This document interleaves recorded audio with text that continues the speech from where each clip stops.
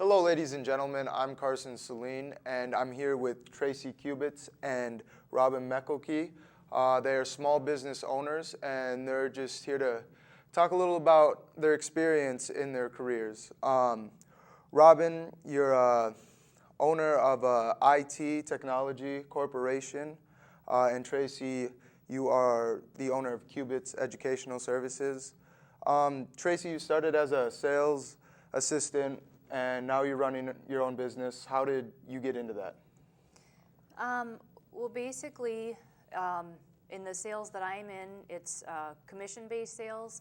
So once you can demonstrate that you're motivated and that you can make sales, I think the opportunity is open, and then companies will approach you, or they approached me to represent their products and then bring them out into the marketplace.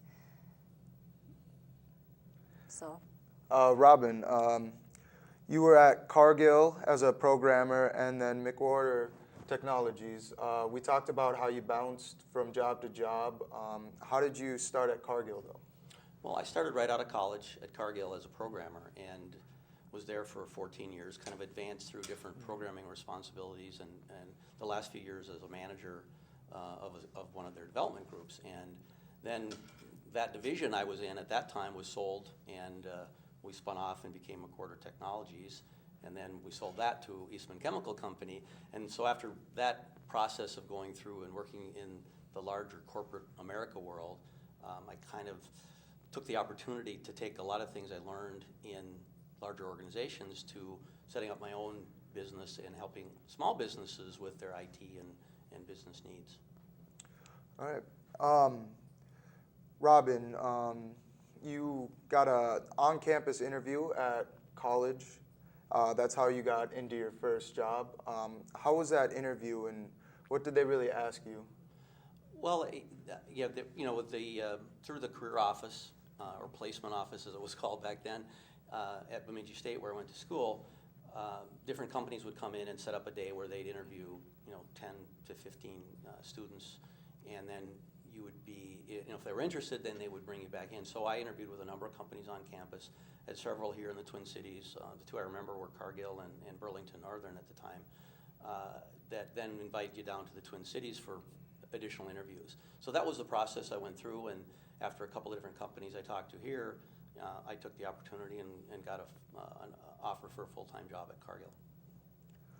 And then Tracy, you said you were in between jobs and you helped with your husband's business. How did helping with your husband's business kind of give you information on how to get into your own business? Sure.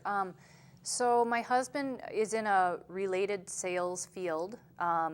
He sells actually library books to schools and public libraries. So we sell books, and he needed help with some conferences and exhibits and that kind of thing. So I just went and helped him out there, and then started helping him with some of the customers and calling on some of the customers. And then really once it was kind of established that I was interested in the field, I liked the product, I went off and assisted him, and then in our business, the publishers will contact the independent rep companies and ask them to carry their products. So as he had a full product line, he couldn't really take on any more. As the companies approached him, he recommended me. So then I acquired several product lines, and then just started calling on the schools and really kind of branched off, where my products are more specific to teaching kids to read and using them in the classroom. So it's a little bit different focus than his business, but related. Robin, you said you worked as a headhunter, kind of looked for good skills everybody had at different corporations and brought them to your own. What skills were you really looking for from those people that maybe students coming in can gain in their schooling and use them to maybe get found by companies? Well, actually, when I was working with Cargill the last several years, I was in their recruiting program where I went and recruited students right on campus. So we did interviews on campus for internships as well as full-time positions. And then kind of what I had gone through earlier with Cargill, then you pick 2 or 3 students maybe that were asked to come back to the headquarters and interview for the full-time or internship jobs. So in that process, I interviewed at Iowa State in Ames, and I interviewed at Bemidji State and a couple other schools over the years. And what we were always looking for in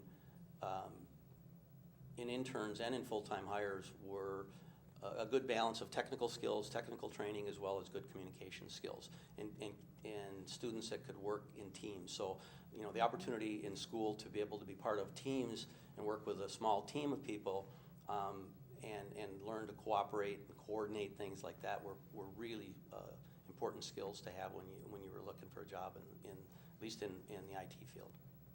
Right. What would you say a normal day or week in your business is like? For me, actually, and I think Robin would agree, no day is the same. They start very early to get family things done before the workday starts.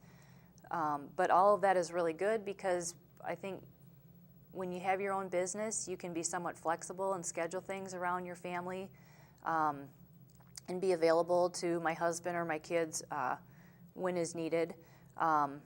I think, too, though, you have to be highly motivated and kind of a person that gets things done. I think checklists are helpful to get through the day and get through all the things that need to be done, which is a variety of things. Robin, you say the best part of your day or week was just having interactions with some of the other business owners. What are those interactions like? Well, as an example, this morning I was at 2 different customer sites just for a quick visit before coming here, and our customers are other small businesses, and so having that interaction, that day-to-day contact or touching base with people over the phone, so there's a lot of communication back and forth. And one of the things I really enjoy about it is that our customer base they range from one person landscaping businesses to small local banks and manufacturing businesses. So just the variety of that, and they're mostly in the West Metro, but I have customers from Stacy and up towards Hinckley and Duluth to Henderson, halfway down to Mankato. So that variety and all the different types of personalities and businesses is a lot of fun. You said a challenging part is keeping up with technology. Kind of a question for both of you. Is it difficult just maintaining paperwork and different things, organizing everything through your business? And do you do that all by yourself, or do you have assistants to help you with organizing everything? Well, I have, so really I have a laptop and I use QuickBooks. Mine is very simple, and I do everything myself. So a lot of times during the day I'm meeting with customers and working on things for customers, and then in the evening or the weekend is when I kind of do my bookkeeping and billing. And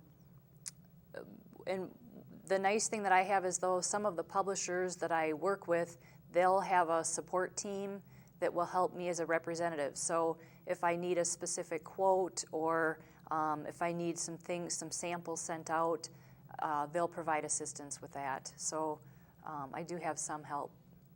Right. Robin, how do you keep up with the technology being in IT? It's one of the big challenges. And in addition to all the things that Tracy mentioned, I mean, many times the paperwork and the financial work, I also use QuickBooks. Most of my customers use QuickBooks. So that work is usually in the evenings or on the weekends and getting caught up. The technology, one of the ways I try to keep up is just do a lot of things online. I subscribe to a lot of forums and different things where I can't research all these things myself. And it's such a huge issue right now with small businesses is being mobile.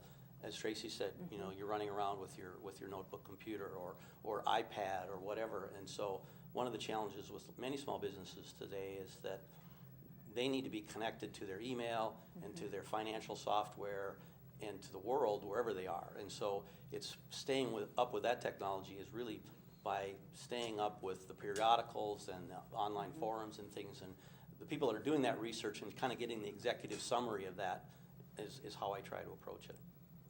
All right. Here is the golden question, what students are probably been waiting for this whole entire time. How does the field look like, and how big is the paycheck? Do you want me to go first with that one, Tracy? You go ahead. In small, I'll focus on the small business side. I mean, small business in the IT field, a lot of small businesses don't have dedicated IT staff. So as far as the skill set the small businesses are looking for are real generalist. I mean, they need to be able to help with spreadsheets or QuickBooks software. They probably need to help with a little bit of hardware support and fixing PCs, internet connections and all those kinds of things. So a real generalist there. And those salaries tend to be smaller. Some might be $40,000 if they do have a full-time position, something in that vicinity starting out. But the really neat part about the small business side of it is that you get exposed to so much more, and as you develop your skills, you kind of get a sense of where you might want to go, in your career in a more specialized area. With the advent of cloud computing and mobile computing, the whole iOS or Apple tablets, iPhones and iPads, and developing things in that environment is a huge trend, as well as Android, Android phones and Android tablets. So there's a lot of opportunities for people, and those tend to be higher salaries, and can be as high as $60,000 for starting salaries. But those are very specific skill sets that they look for. Tracy, what have you seen in the market so far? So really, in my field, there's a broad range. It could be anywhere from starting out at like $20,000 a year, or it could be over $100,000 a year. It just really depends upon the product lines. Actually, too, in my business too, so I deal with the school systems, and it really depends on budgets. So there's just a broad range. I think too, there's also an opportunity for a salaried position where you could get a salary with a company car and insurance benefits. That's one type of sales position, or you could go straight commission and just, it's whatever you have the ability to sell and how motivated you are. I'd like to thank Tracy Kubitz and Robin Melkowski for joining us today. Check part 1 for education overview. Thank you for joining us on learning a little bit more on their career, and have a good day.